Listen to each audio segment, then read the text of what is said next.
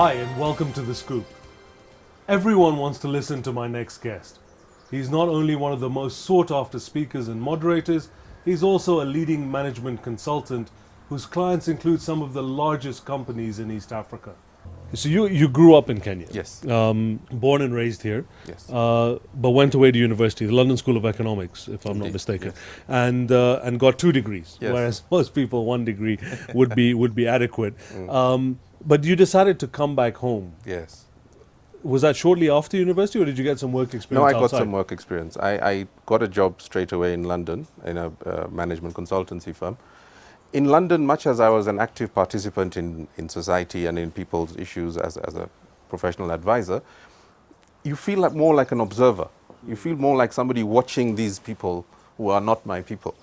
The mission was always to come back to Africa and use what I've got to try and do something for the continent. I mean, leadership is one of the biggest problems politically on this continent. Absolutely. I mean, how does these young leaders break into this? Because it's a very expensive business. It's difficult to compete with this elite group. Sure.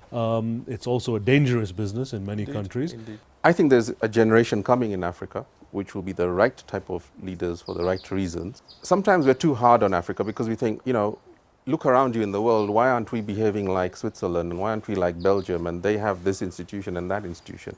Look at America in the 30s. It was run by the mafia.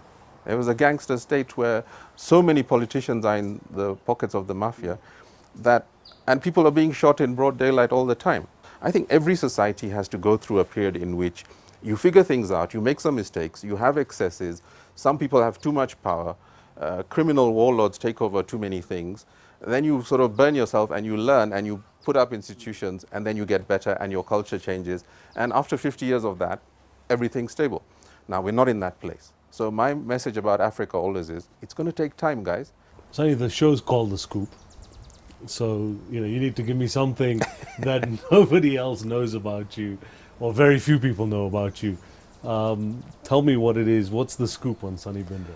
I was brought up in Nairobi, South B area of Nairobi, and we lived in a little house with a lot of people, extended family sort of thing. So lots of people, small house, 1 bathroom. Sonny, thank you very much. Thank you. It really, really was a pleasure. I really enjoyed that. Thank you.